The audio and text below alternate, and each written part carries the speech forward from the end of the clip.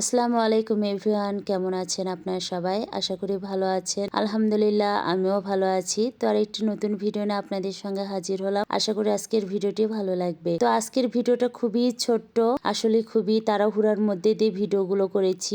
ভালোভাবে ভিডিও নিতেও পারিনি, আর খুবই ব্যস্ত ছিলাম। তারপরও ভাবলাম যতটুকু ভিডিও আছে আপনাদের সঙ্গে শেয়ার করি আর আমার স্মৃতির জন্য রেখে দিই। আসলে আজকে আমরা একটু ফাল্গুনের ফটোশুট করতে যাব, তো সেই জন্যই একটু তাড়াহুড়া করছি। আর হুট করে বাসাতে একটু একটা বিপদও ঘটে গিয়েছে, সেজন্য আসলে ওই রকমভাবে যে সুন্দর করে গুছিয়ে ভিডিও করব সেটাও করা হয়নি। আসলে বিপদ তো আর বলে কয়ে আসে না, বিপদ আসবে, তার সমাধানও থাকবে, এটাই স্বাভাবিক। 3 দিন আগে থেকে মেয়ে আর আমি ঠিক করে রেখেছিলাম যে আজকে আমরা ফাল্গুনের ফটোশুট করতে যাব। তো এর মধ্যে বিপদটা ঘটে গিয়েছে, তো কি করব, সবকিছু অতিক্রম করে আমরা তবুও ফটোশুট করব এটাই মনস্থির করেছি। তো যাই হোক, মানুষের জীবনে বিপদ আসবে, এটাই স্বাভাবিক। আবার সেই বিপদ থেকে আমরা সামনের দিকে এগিয়ে যাব, এটাও সত্য। তো যাই হোক, অনেক জ্ঞান দিয়ে ফেললাম। আজকে দুপুরে খাওয়া দাওয়া করেই বের হব, সেই জন্য একটু ঝটপট দুপুরে খাওয়াটাও খেয়ে নিলাম।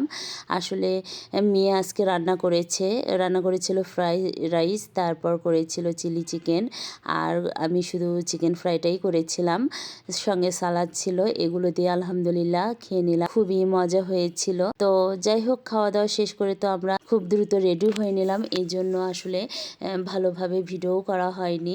মহাস্থানে এসেই ভিডিও করব। হ্যাঁ, আপনাদের তো বলাই হলো না যে আমরা আসলে ফটোশ্যুটটা করব কোথায়।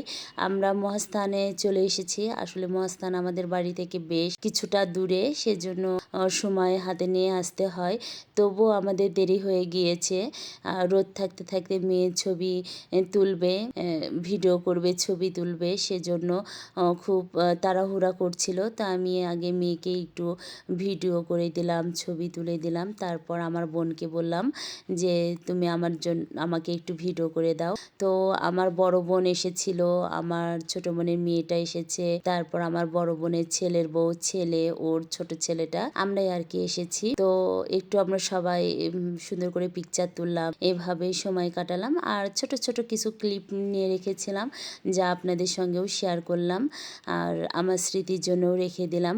গতবারও কিছু ফাল্গুনের পিকচার তুলেছিলাম, ভিডিও করেছিলাম, সেগুলো এবছর যখন দেখলাম বেশ ভালো লাগলো। আসলে এগুলো আমার স্মৃতিতে থেকে যাবে। আর যখন আগামী বছর আমি যদি ভালো থাকি, সুস্থ থাকি, আর যদি বেঁচে থাকি, আবারও এগুলো দেখব আর পুরাতন স্মৃতিগুলো স্মরণ করব। বেশ আমার ভালো লাগে।